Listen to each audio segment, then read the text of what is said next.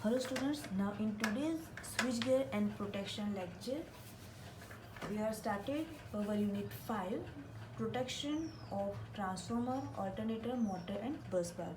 So these are the main equipments that are used in power system.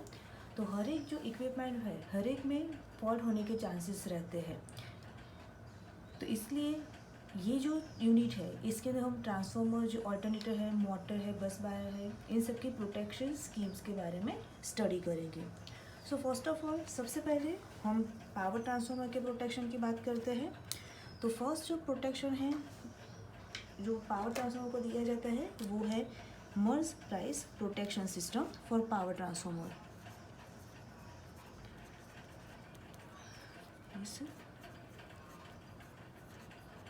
Protection system for power transformer. तो सबसे पहले हम Merz Price protection का circuit diagram बनाएंगे। तो उसके अंदर हमें ट्रांसफार्मर लेना है जिसकी प्राइमरी डेल्टा में है और सेकेंडरी स्टार में कनेक्ट की गई है। तो सबसे पहले हम 3 वाइंडिंग लेंगे ट्रांसफार्मर की प्राइमरी और सेकेंडरी के लिए। 1 2 3 4 5 एंड 6। ओके, सेकेंडरी है वो स्टार कनेक्टेड है, जबकि प्राइमरी है वो उसको हम डेल्टा में कनेक्ट करेंगे।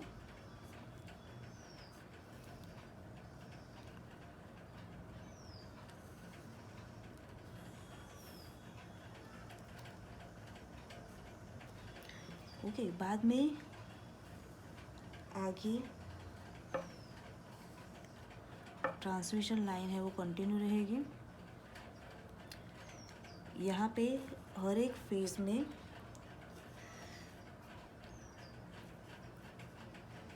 एक सीटी कनेक्ट करेंगे, सेकेंडरी में भी सेम 1 2 एंड 3 और तीनों में सीटी कनेक्ट करेंगे। दोनों जो सीटी है उसको एक दूसरे के साथ कनेक्ट करना है। 1, ये है सेकंड वन एंड ये है थर्ड वन। ओके, तो दोनों और सीटी कनेक्ट कर दी हम लोगों ने। Primary in delta, secondary in star. Okay, now यहाँ पे हमने जो सीटी कनेक्ट की है उसके साथ हम रिले को कनेक्ट करेंगे। तो रिले को कनेक्ट करने के लिए 1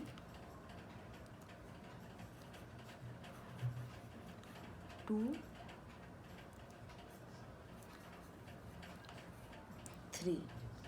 ओके, तो ये 3 जो है वो रिले कॉइल्स हैं। हर एक रिले कॉइल के साथ एक फ्यूज़ कनेक्ट किया जाता है जिसको हम बोलेंगे किक फ्यूज़।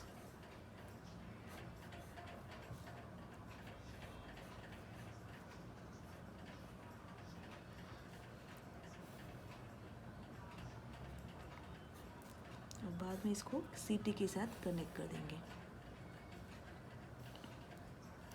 यहाँ पे जो सीटी कनेक्ट की है ट्रांसफार्मर की जो सेकंड है वो स्टार में है, तो तीनों जो सीटी है उसको हम डेल्टा में कनेक्ट करेंगे।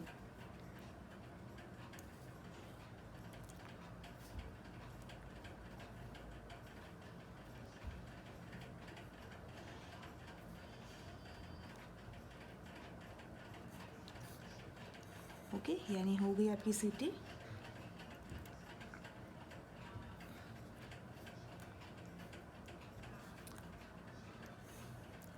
अब यहाँ पे हम सर्किट ब्रेकर को कनेक्ट करेंगे।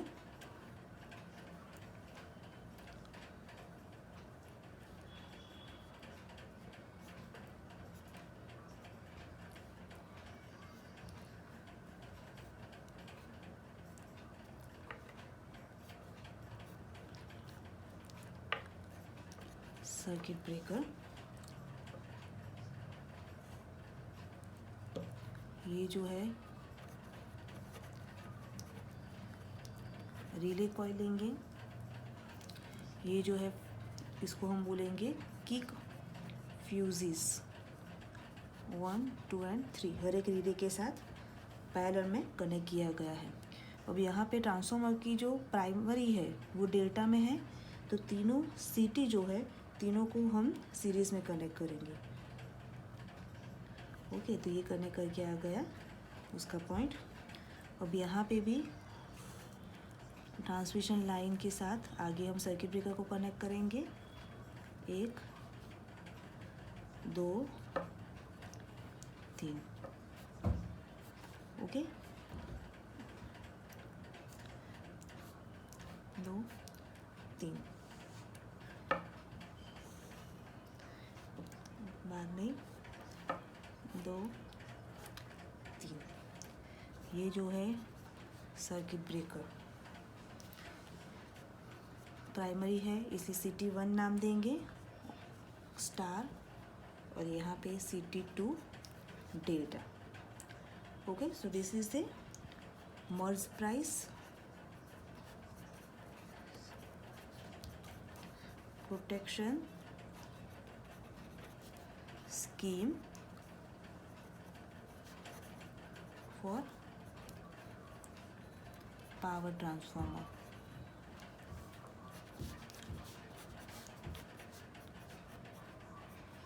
ओके, अब मर्ज प्राइस प्रोटेक्शन सिस्टम के बारे में हम स्टडी करते हैं। तो जो मर्ज प्राइस प्रोटेक्शन सिस्टम है वो 2 फॉल्ट के लिए मोस्टली यूज़ किया जाता है, एक तो face to face fault and दूसरा है फेस टू अर्थ फॉल्ट, और स्पेशली पावर ट्रांसफार्मर में यूज़ किया जाता है। So it is used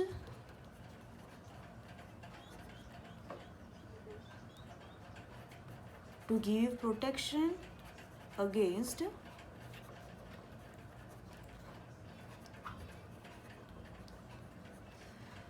face to face fault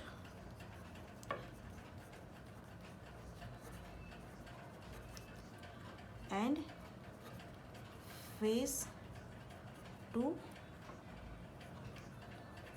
earth fault in power transformer.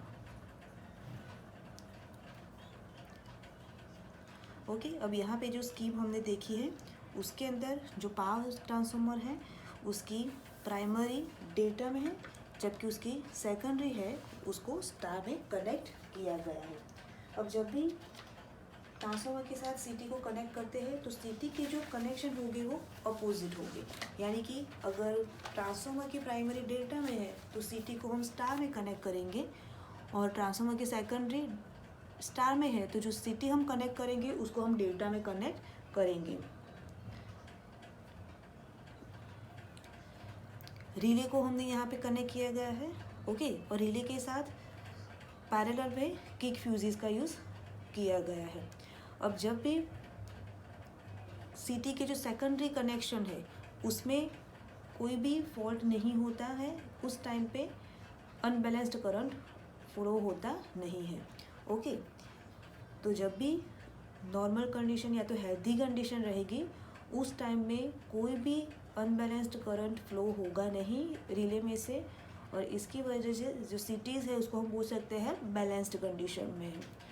अब जब भी ट्रांसफार्मर को ऑन किया जाता है, ओके, तो जब ट्रांसफार्मर को हम ऑन करेंगे तो उस टाइम में जो इनिशियल मैग्नेटाइजिंग करंट जिसको हम बोलते हैं इंद्रस मैग्नेटाइजिंग करंट जो फ्लो होगा वो किक फ्यूजेस में से फ्लो होता है, और क्यों किक फ्यूजेस में से वो फ्लो होगा इसकी वजह से रिले है वो ऑपरेट हो पाएगा नहीं। This is the working of the merge Price protection scheme for the power transformer. Okay, यानी कि जब भी हेल्दी कंडीशन होगी तो हेल्दी कंडीशन में सीटी है वो बैलेंस्ड रहेगी, और इसकी वजह से जो सेकेंडरी करंट है सेकेंडरी वाइंडिंग में से जो करंट फ्लो हो रहा है वो बैलेंस्ड रहेगा, और इसकी वजह से कोई भी करंट रिले में से फ्लो होगा नहीं। और जब भी पावर ट्रांसफार्मर को हम ऑन करेंगे तो स्टार्टिंग में जो इनिशियल कंडीशन में हाई मैग्नीट्यूड का मैग्नेटाइजिंग करंट फ्लो होता है। ये जो करंट है वो किक फ्यूजेस में से होके फ्लो होता है, पास होगा, और इसकी वजह से रिले कॉइल में तो कोई करंट आएगा ही नहीं, तो इसकी वजह से रिले है वो ऑपरेट होगा नहीं। बट जब भी कोई फॉल्ट होता है या तो करंट, तो उस टाइम पे करंट क्या हो जाएगा, अनबैलेंस हो जाएगा, क्योंकि ट्रांसफार्मर में अगर कोई भी फॉल्ट हो, जैसे सपोज इंटरनल फॉल्ट कोई हुआ, तो इसकी वजह से करंट अनबैलेंस हो जाएगा। जैसे करंट अनबैलेंस होगा तो जो फ्यूज़ है वो क्या हो जाएंगे, जल जाएंगे, the fuses will be blow of, और करंट है वो रिले कॉइल में से फ्लो होगा, और इसकी वजह से जो सर्किट ब्रेकर को हमने कनेक्ट किया है तो सर्किट ब्रेकर है वो ट्रिप हो जाएगा। बट यहाँ पे क्या होता है कि जब भी उसका जो प्रोटेक्शन जोन होता है, ओके, जो रिले का जो प्रोटेक्शन जोन होता है उसके बाहर भी अगर कहीं पे फॉल्ट होता है तो उस टाइम में क्या होगा, जो वाइंडिंग है ट्रांसफार्मर की उसमें से लार्ज अमाउंट में करंट फ्लो होता है, और इसकी वजह से भी कोई बार उसका रिले एनर्जाइज होके ऑपरेट हो जाता है। तो ये चीज़ ना हो इसलिए percentage biased differential relay scheme का यूज़ किया जाता है। तो हम देखते हैं percentage biased differential relay for power transformer.